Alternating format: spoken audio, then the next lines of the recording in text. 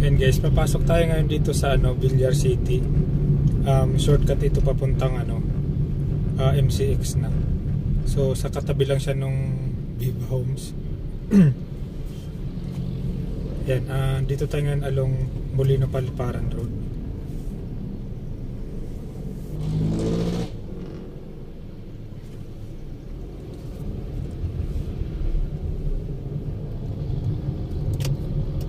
Sa kanan na tayo dito sa Villar City. Yan.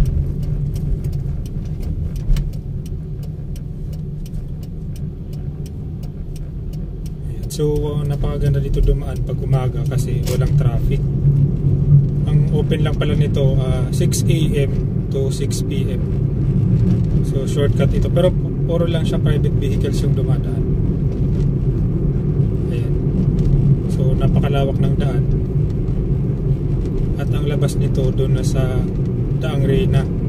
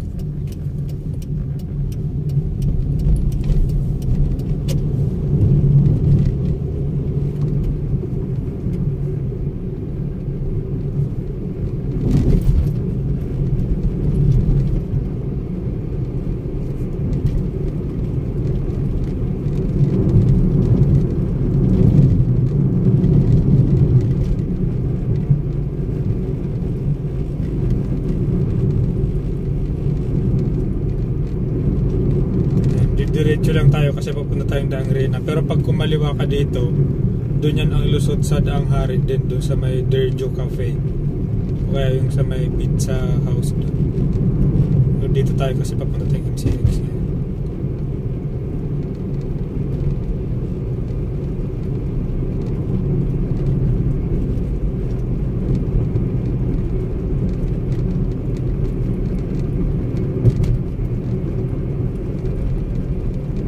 Ito na yung end niya, may gate din dyan. Sinasara yan pag alas 6 ng gabi. Bubukas sa alas 6 din ng umaga.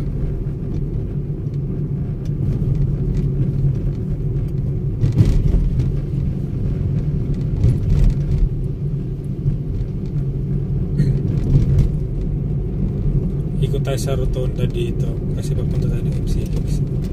Pag diniretso mo yung papunta doon, yun yung Victoria Homes. Ang lusot niya naman yung San Pedro exit doon sa may Alaska Milk.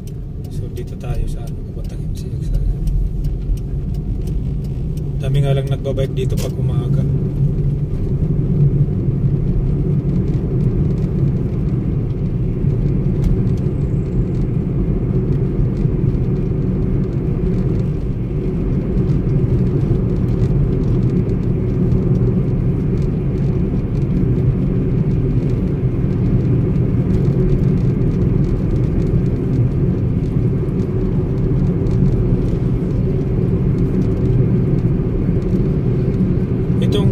Ito pala guys yung Daang Reyna, yung sa gawing kaliwa ko, yan yung Fortofino Heights, yung high-end na subdivision. Tapos sa bandang dulo nito yung Evia Lifestyle Center.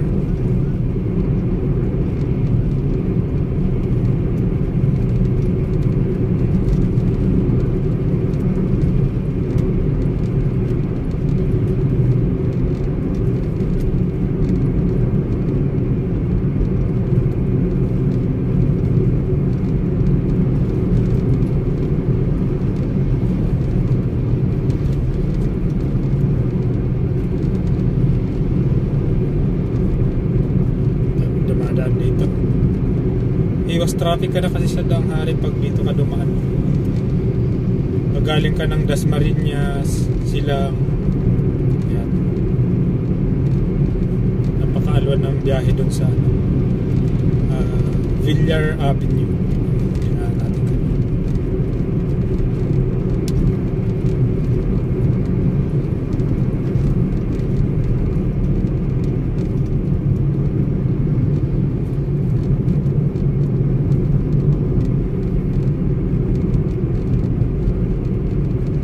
Lang dito natin nakikita yung Evia nasa gawang kaliwa ko.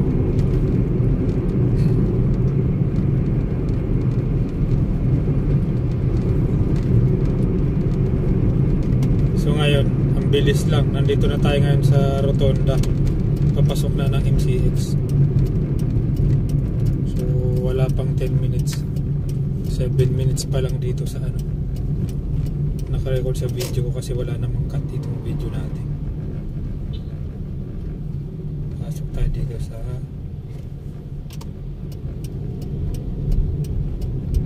MCX na.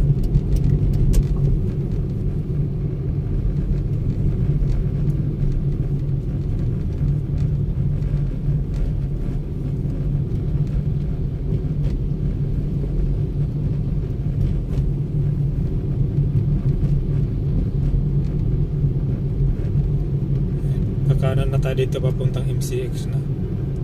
Napakabilis na talaga.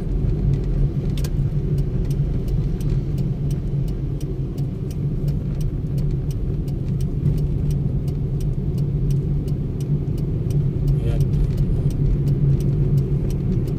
Toll Plaza ng MCX.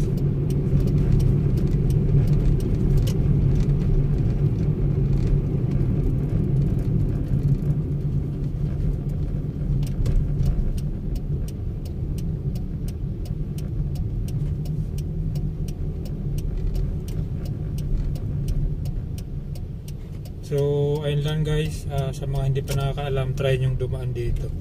Iwas traffic talaga. Yun nga lang, alas 6 ng umaga siya nagbubukas, alas 6 ng gabi din isasarado.